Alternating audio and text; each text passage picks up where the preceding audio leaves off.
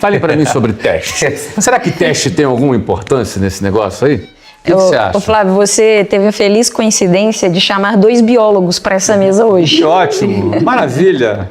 Já estamos acostumados a trabalhar com cobaia.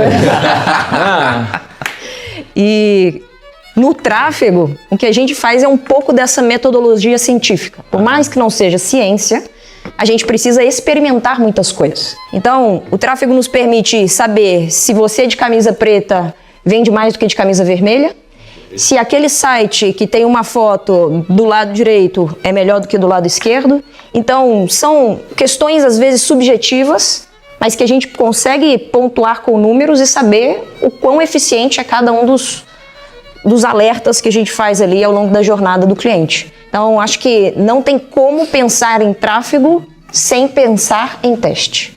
Essa acho que é uma das coisas mais importantes. Como é que acontecem esses testes, Lucas? A gente utiliza uma técnica que eu acredito todo gestor de tráfego conheça, que é o teste AB, que a gente isola a variável. Então, por exemplo, eu quero testar se o meu criativo com essa camisa polo aqui, ele converte mais do que com a camisa de time de futebol. Como que eu vou testar isso? Eu vou direcionar o meu anúncio para o mesmo público. Então, por exemplo, eu vou pegar as pessoas que visitaram o perfil do meu Instagram nos últimos 7 dias e vou veicular para esse público 2 anúncios diferentes, isolados. E ver qual que dá mais resultado. Mas eu preciso isolar a variável, porque não é... eu vou pegar quem visitou meu Instagram nos últimos 7 dias de camisa polo, o outro, quem visitou meu Instagram nos últimos 30 dias de camisa de time. Não, porque aí eu vou estar misturando ali as variáveis, eu preciso isolar. Quero testar só o criativo, então o meu público ele precisa ser o mesmo.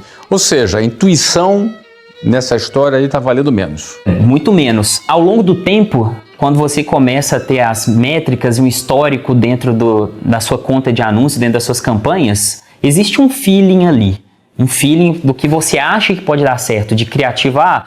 Nesses últimos 30 dias, os meus Reels estão performando mais. Então, deixa eu direcionar um conteúdo mais para Reels, subir anúncio mais em Reels do que imagem estática. Então, existe um feeling, mas que vai ser baseado em um histórico posterior. E o teste, Misha, como é que você trabalha com ele? O teste, ele é imprescindível, ainda mais nesse nosso universo da internet, que as coisas acontecem muito rápido. Vamos imaginar que eu tenho uma padaria e eu descobri que todas as vezes que eu coloco o pão francês em cima e o pão de doce, a gente chama, não sei como chama em São Paulo, mas em Belo Horizonte, Minas Gerais, a gente chama pãozinho de doce. Então eu coloco o pão francês em cima e o pão de doce embaixo, eu descobri que o pão francês vende mais. Então, além de testar, eu preciso entender que esse é um padrão.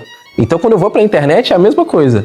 De repente, eu descobri que todas as vezes que eu crio um anúncio em que esse anúncio começa com uma pergunta, ele funciona melhor para poder reter essa pessoa. Então eu entendo que isso é um padrão e eu vou sempre repetir os meus anúncios começando com uma pergunta. Então, além de testar, eu preciso definir o ganhador daquele teste, detectar os padrões, porque isso vai diminuindo a minha chance de errar. Porque tem muita gente na internet que está sempre em busca de o próximo estratégia, o próximo hack, o próximo pulo do gato, e não vai fazer nesse processo de experimentação, e por não fazer isso, ela não detecta um padrão que vai ajudando ela ali numa curva exponencial de resultado, de não conseguir aproveitar tudo que ela já testou. Então, deixar esse lastro de toda vez que eu faço isso, toda vez que eu faço nesse mesmo horário, toda vez que eu faço com esse mesmo tipo de cor, funciona. Adota isso como padrão, que a margem de erro acaba diminuindo. Muito bem, senhores. Muito bem. A gente falou aqui sobre esses temas relacionados. Falamos aqui sobre remarketing, falamos sobre testes.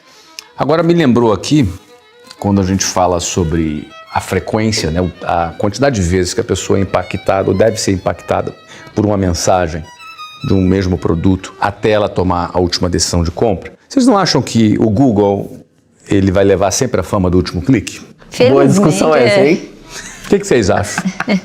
Porque, poxa, o cara viu ele no Instagram, viu ele no TikTok, ele viu ele no YouTube, ele viu ele aqui, ele compra aí no Instagram e o Google leva fama. O que vocês acham disso? Isso aí é complicado, porque tem uma coisa que Como chama... Como é que a gente faz para dar o devido crédito aí? A análise pelo last click, ela é complicada, ela engana muito. E antigamente analisavam Engana muito ou é fácil enganar o cliente com essa análise? Porque é aquela história, né? O cliente ele vai olhar, não, cara, essa mídia aqui tá performando mais. Sim, engana. Ele se engana até.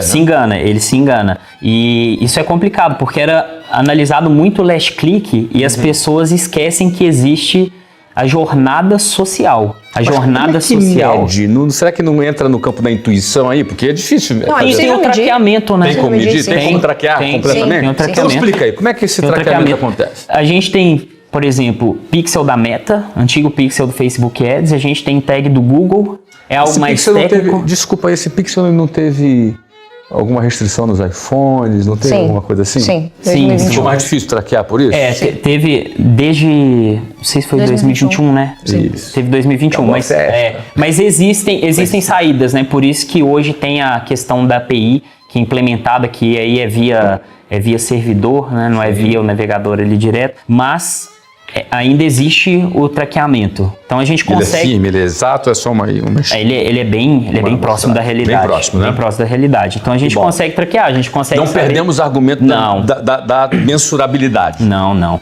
A pessoa, ela tem a jornada social, então ela vai ver um anúncio seu, olha o que acontece, isso é muito engraçado, pelo menos nos e-commerce que a gente gerencia. Em média, 50% dos anúncios que a gente cria de conversão para compra, ou seja, eu direciono o link do meu anúncio é para a pessoa clicar no comprar agora e ir para o site. 50% da galera não clica no comprar agora, clica no @ vai para o perfil antes.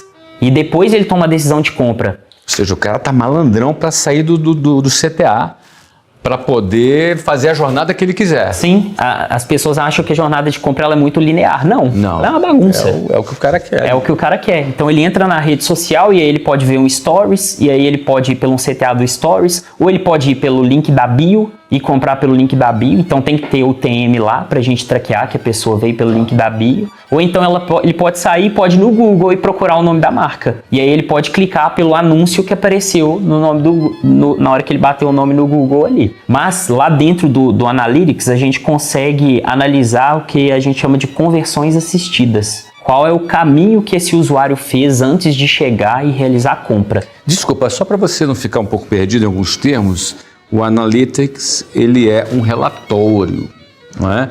Lá no seu gerenciador de anúncios, dentro da sua rede, dentro do YouTube, enfim, seja lá qual for a rede que você estiver, você tem esses relatórios. Então essa turma que está acostumada a olhar esses dados, e aí eu já volto aqui para vocês e deixo.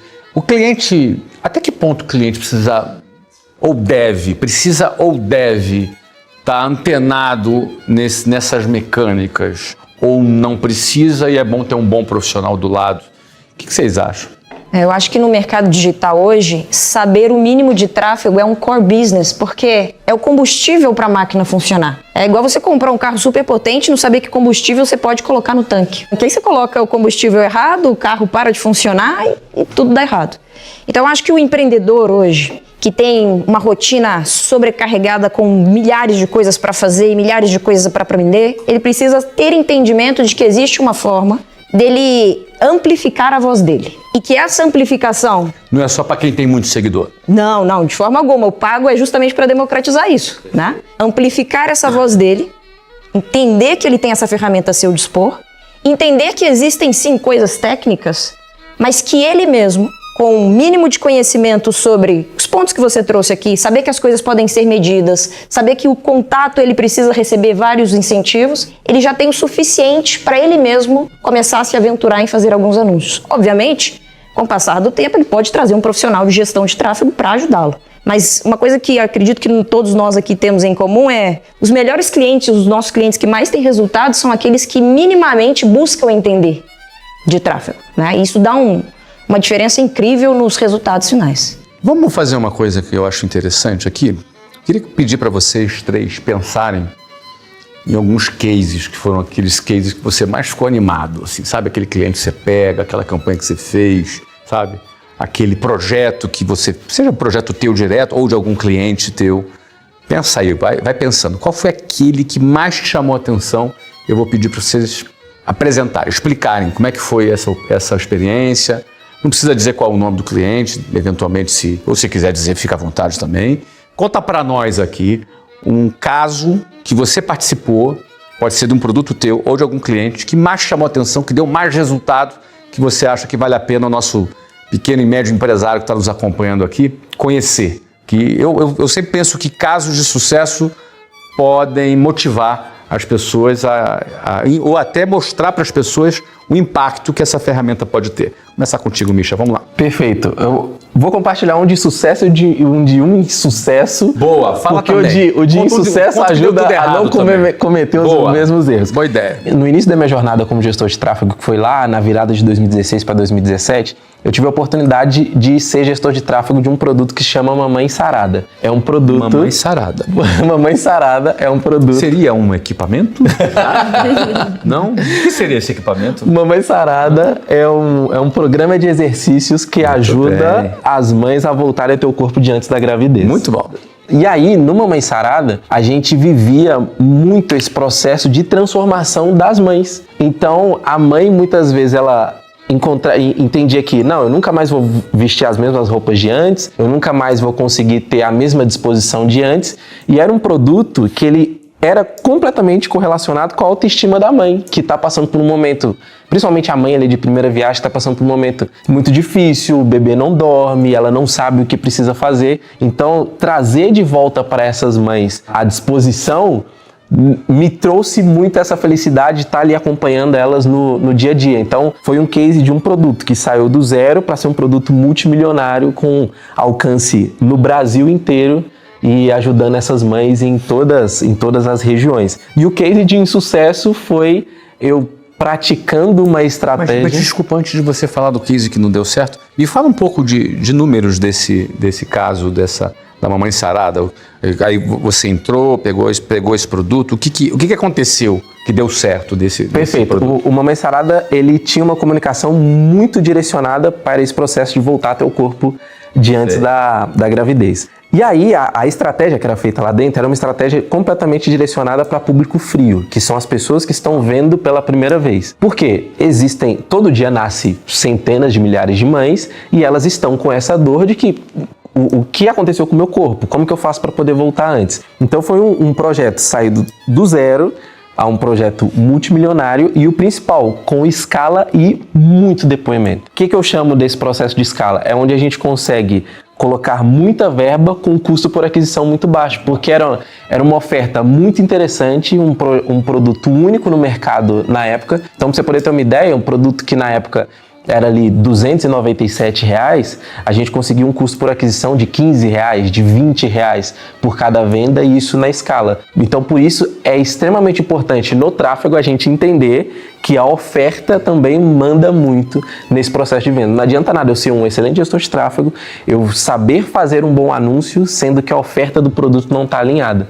Eu posso até imprimir para muitas pessoas, mas como consequência eu não vou conseguir ter a escala com consistência por um problema na oferta. E o que não deu certo? E o que não deu certo foi um projeto meu que eu fui lançar, e aí, por isso que eu disse que é muito perigoso a gente ficar ouvindo muitas vozes de não, é isso que funciona agora é isso que funciona, aí segue um tanto de gente. Eu vinha de vários sucessos em lançamentos de um produto meu e de repente eu vi que uma estratégia estava funcionando muito bem e eu mudei tudo aquilo que funcionava para poder falar, não, agora o que funciona é isso. E aí eu fiz essa estratégia, investi a maior verba que eu já tinha investido até agora e eu tive um prejuízo de nada mais nada menos do que R$400 mil, simplesmente porque eu mudei aquilo que já funcionava. Então, para o pessoal que está assistindo a gente, é importante você detectar o padrão e continua fazendo o arroz com feijão bem feito, sem pensar em estratégias mirabolantes, porque isso pode tirar o carro do trilho e, como consequência, trazer o prejuízo. E aí, conta aí um caso que foi legal e um que foi um fiasco. Conta para nós aí. Talvez, acho que o caso mais legal foi quando eu comecei a me internacionalizar. Então, nesses 12 anos aí, dos últimos 5, eu foquei no mercado internacional, principalmente na Europa. Porque, felizmente, o Brasil é um polo de conhecimento sobre tráfego. E a galera adora contratar brasileiro. A gente é muito sangue no olho, a gente tem conhecimento técnico sobre isso. E nessa reunião com o meu primeiro cliente espanhol, ele já era muito grande. já tinha um canal do YouTube muito legal e já estava de saco cheio de ver agências tentando vender para ele a ideia de fazer tráfego pago. Nessa reunião eu perguntei para ele, me diz qual é a coisa mais importante para o seu negócio hoje. E ele disse, eu quero ser o número 1 na Espanha. Eu disse para ele o seguinte, a única coisa que o tráfego orgânico nunca vai conseguir fazer e que você só consegue fazer com tráfego pago é quando a pessoa for assistir o vídeo do seu concorrente, o seu aparecer primeiro. Para assistir esse podcast aqui, provavelmente as pessoas passaram por um anúncio antes de estar assistindo o conteúdo. Imagina o concorrente poder colocar um anúncio antes do seu. E quando eu disse isso a ele, puxa, eu ganhei aquele cliente e ganhei a confiança dele de que valeria a pena colocar energia em algo que até então era plano B. Então talvez para mim esse tenha sido o case de maior sucesso. Essa visibilidade de onde o tráfego consegue me levar. E o que aconteceu com esse cliente? Esse cliente se tornou o número 1 da Espanha, ele é do mercado de fitness e hoje a plataforma dele, que é um aplicativo de exercícios físicos, está no mundo inteiro. Tem uma frase muito legal do Al Rice que ele diz o seguinte, na briga do posicionamento, ou você é o melhor ou você chega primeiro. E muitas vezes as pessoas estão deixando de chegar primeiro porque não sabem fazer tráfego. Ou estão deixando de serem os melhores porque não fazem tráfego. Então talvez esse aí tenha sido um dos casos de maior orgulho. Aí consegui fechar o cliente na Espanha. Felizmente minha empresa começou a crescer para aquele lado de lá depois desse case. E tem algum assim que não deu certo? Vários. Eu acho que a vida... É bom dizer que vários, porque de repente o cara tá ali, teve o seu primeiro fracasso, tá achando que a vida acabou. Sim. Não é verdade? E a vida não acaba, né? Tem produto que não dá certo, tem lançamento que não dá certo, tem hora que você leva prejuízo. Isso faz parte do jogo. Você ou vence ou aprende. Agora, ruim é se alguma coisa deu errado e você não aprende, né? Por exemplo, você já deu a lição, né? Tem que fazer o feijão com arroz bem feito. Exato. Isso já é um aprendizado lá. Completamente. Você pagou 400 mil reais para aprender que tem que fazer, não é? Arroz com feijão bem feito. E agora você ensinou isso de graça para as pessoas. Exatamente. Espetáculo, né? Exatamente. Conta um para nós que não deu certo. Olha, talvez uma das campanhas mais marcantes foi quando a gente deixou de olhar para as pessoas e olhava só para os números. Então, a gente aqui no início dessa fala falou muito sobre mais do que entender algoritmo, é entender pessoas. E se o gestor de tráfego, ou quem está ali operando o tráfego, olha só os números e esquece que lá na ponta tem um ser humano que precisa comprar algo para resolver um problema, ele às vezes despeja um caminhão de dinheiro em uma métrica. Mas não é a tendência? É a tendência natural, o senso comum. Daquele que quer fazer pelo número e não pela proposta de valor que ele está gerando. E essa é uma pegadinha muito comum, né, no mundo ali da gestão de tráfego. E o que esse gestor de tráfego precisa desenvolver para que ele não caia nessa tentação de achar que a partir de agora só os números importam? Porque é óbvio que os números são importantes, mas você fala com muita ênfase a importância de compreender o ser humano por trás desses números. Sim. Eu acho que a maior habilidade de qualquer pessoa que vai fazer tráfego é ser um bom fazedor de perguntas, ao invés de ter todas as respostas na ponta da língua. Então, por que essa pessoa compra? Por que ela compra dessa forma? Quanto mais perguntas você faz, mais entendimento você tem do processo. Então, a maior pegadinha é as pessoas pararem de fazer perguntas e seguirem só algo que está enlatado e automatizado o tempo inteiro.